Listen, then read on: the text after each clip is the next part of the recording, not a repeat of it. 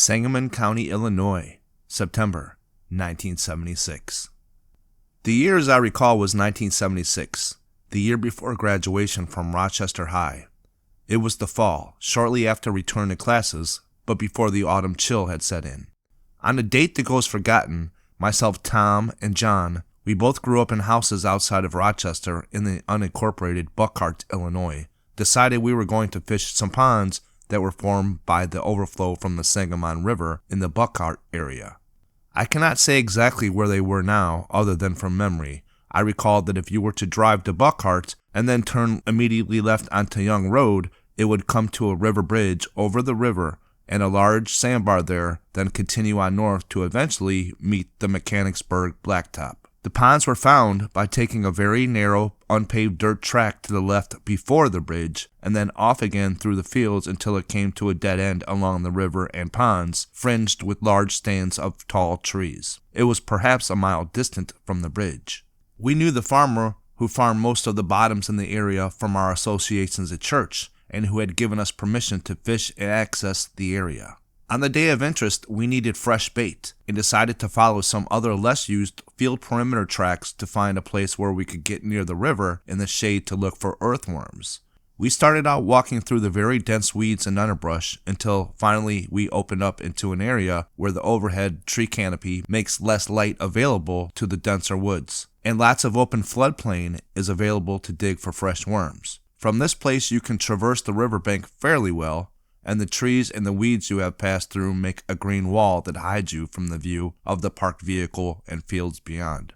We went about digging in various places finding good bait. At some point, perhaps a half an hour into our self-occupied digging, Tom decided to go exploring further down by himself, leaving John and myself more or less digging together. Another half hour or so, and I had a pretty good bucket of worms when I felt a strange sensation that I was being watched. I remember having the feeling and dismissing it and not saying a word about it when John and I came across a large pile of earth on the riverbank. It was out of the ordinary and actually looked exactly the size and shape of earth if you were to lay down and cover over a body with soil. We both saw it and we both decided no way we were going to dig into it. We joked about how silly to even think about it. I got the feeling again of being watched and remember carefully looking around out of the corner of my eyes to see any movements in the weeds or trees. It was approximately 4:30 in the afternoon when we started, so the daylight was beginning to cast longer shadows as the sun got lower. I didn't see anything, but the feeling kept nagging at me, and I more or less lost interest in the worm hunt. At some point shortly thereafter, an interesting thing occurred. It has never happened to me the same way since. John and I were hunkered down on one knee, turning over small spades of earth, when he stopped and I stopped. And without any communication between us, he looked me straight in the eye, and we both turned and looked into the trees and weeds at the exact same time. We never heard a thing. At that instant, we both realized that we both sensed something, and our minds were reaching that primitive level when you should decide quickly, fight or flight. He said to me, "We need to get out of here now." I agreed. And before I could say anything about finding Tom, the need for his search was over, as he almost ran into us as he came looking pale and said, "I don't know what that was, but we are out of here right now." We didn't run, but we made haste following our path back out through the weeds and trees to the waiting pickup truck. When we got to the truck, we all kind of laughed and joked the tension away and all talked quietly about the heebie-jeebie way we had felt. Then we heard something I had never heard before that hastened our departure. We all heard it. The sound, as close as I could come to describing, would be a woman screaming in undulating pain and terror. But it really didn't have a human quality to the sound. We did not stay to investigate, as it was either very, very loud or the proximity was very, very close. We loaded up and spun tires on the dirt and cornstalks as we got out of that place. We talked about arming ourselves with rifles, etc. and returning, but soon school and the fall and winter set in, and we passed on that and never went back to that place again. This set up the next segment of the history of the area. 1977, second encounter, more vocals heard.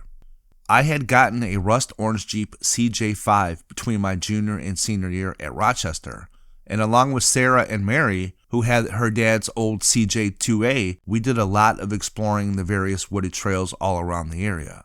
The tales of creepy river bottoms made for some memorable makeout sessions with Mary. LOL. I had never forgotten about the river drama of the year before, but decided that we were all just acting childish and that the scream was probably a lynx cat.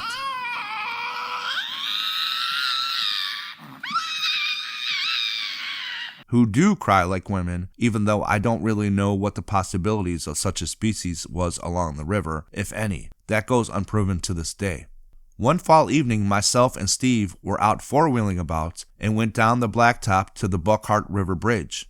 We met and passed a Sangamon sheriff's car going the other way. He went down about a quarter of a mile and I saw his brake lights and he did a U-turn, so I knew he was going to do a stop on me. We had no reason to fear anything, but for kicks we decided to cross the bridge and continue as he sped to catch up. It was just getting true dark outside. Just down about a quarter of a mile I knew of a dirt cut, now a very muddy, rutted path through the fields along an oil well tank right-of-way, and we turned into it just as the patrol car crossed the bridge in time to see me heading down the path. He never turned on his overhead lights, so we decided to continue. It was four-wheel drive needed, muddy, wet, and rutted. He would not have made it 50 feet. Passing the oil storage tanks, the path got overgrown and continued until it came to a fairly steep hill. You don't really see these bluffs above the river from the blacktop, but it is probably at least 100 feet higher than the fields below, and it took the Jeep's transmission into low range to climb it with the mud. At the top of the hill, the path continued on into a dark stand of timber, but as we had never explored that before, I backed the Jeep around and parked it so we could see the blacktop about a mile away. I had turned the lights off before climbing the hill, so I don't think the patrol car even knew how far in we were. We could see him sitting there on the road parked and probably waiting for us to come back out. We shut off the engine and sat there watching him in the dark while a very light misty rain started. We made small talk about how long he would wait when after a few minutes he must have gotten a call for real police work and we watched him drive off. Thinking perhaps he was trying a ruse to get us to come back out, we decided to wait at least a half an hour, and barring another squad showing up, we would just hang out and shoot the bull until then. That's when Steve heard it. I was talking about chicks and remember Steve very seriously saying to me, "Dan, turn off the radio a sec." I shrugged my shoulders and did so, asking him what. He looked in the rearview mirror and said to me, "Did you hear that?" I hadn't heard anything but the radio. He kept looking in the side rearview mirror and it was totally dark behind us, so I told him that he wasn't going to see anything back there. Keep in mind my Jeep was a soft top. Steve looked at me and said, "I know I heard something back there and I don't like it." About that time, in the quiet and the misty rain, with the small cooling clinking sounds from the engine as it sat, I heard it too. It was on the edge of my hearing, that kind of sound where you turn your head a little, not sure of what, but definitely hearing and trying to fathom the sound for identification. "Now you hear it, don't you?" I remember him saying as he held onto the door handle like he wanted to make sure somehow it couldn't be opened. It sounded like a very low, almost a wet guttural rolling sound, perhaps like a deeper wet rolling purr, although not like any house cat I have heard, but that is as close as I could get to describing it. We could feel the vibration of the sound as it got distinctly louder, and it seemed to get slowly closer. I remember saying that I had had enough of this, and Steve agreed, and I fired up the Jeep and I turned on the lights and hauled ass down the hill. We didn't see a thing but mud, corn, weeds until we got to the blacktop. We got to the river bridge and I pulled over. Steve and I discussed what the hell and decided that we would come back in the daylight and check out the area. Third encounter, sighting. Several weeks later, on a clear, sunny Saturday, we followed that path in the Jeep back to the top of the hill. There was a very old path through the trees, perhaps from some early hardwood logging, or maybe a shortcut for farm purposes at one time, but it was easy to tell that my Jeep was the first vehicle to travel up there in a long time. The path meandered around and more or less dead-ended in two places, forming as it were a large Y in configuration. We got out and walked and searched and could find no signs of anything out of the ordinary. Eventually, we discussed the incidents of the sounds with Tom and Mike, who really wanted to tag along, and so a return nighttime trip was planned. This is where it gets to the thick of it. On that night, I was driving my Jeep with Steve up front and Mike and Tom in the back of the CJ5. We went back down that muddy, rutted path to the top of the hill, and then drove way back to the dead end of the path that forked to the left. We had to cross a smaller fallen log in low range to get back to that point, but it had a wide open area about 100 feet in diameter that made a good place to turn the Jeep around, so it was pointing in the right direction. We got up into the place and shut off the engine and sat quietly taking in the sounds of the night and letting ourselves adjust. An hour or so and Mike more or less thought we were yanking his chain and began to make jokes, etc. as we passed the time.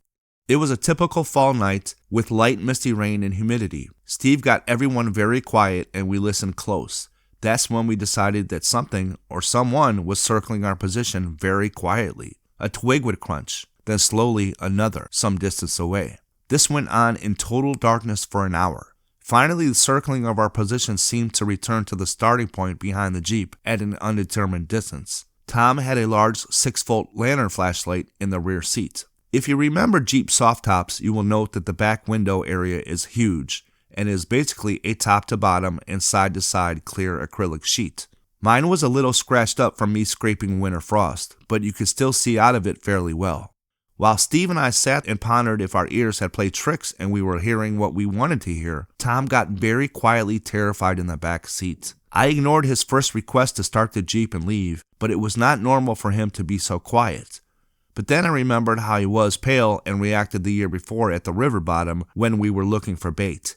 He got our attention. Steve asked him, "What's going on?" And Tom said very somberly, "There is something behind us, watching, and we need to leave right now."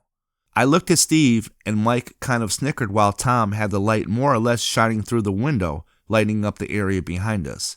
I was whispering to Steve about if he had heard the same sounds as us before when Mike said, "Oh no," and got absolutely scared, real scared.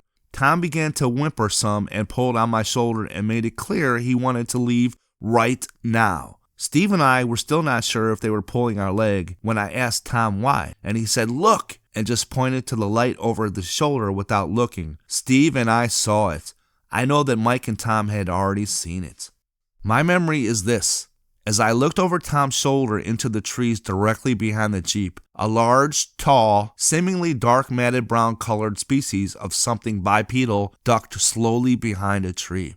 I had a very fleeting glimpse of red reflected eyes, meaning either man or predator.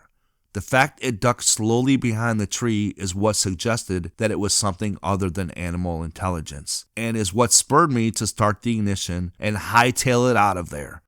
Tom would claim it followed us in the trees at a distance as we left, but I cannot confirm that. We never went back there again. It is important to note that whatever it was, person or not a person, it could have done us harm easily and chose not to. Perhaps it was curious as well.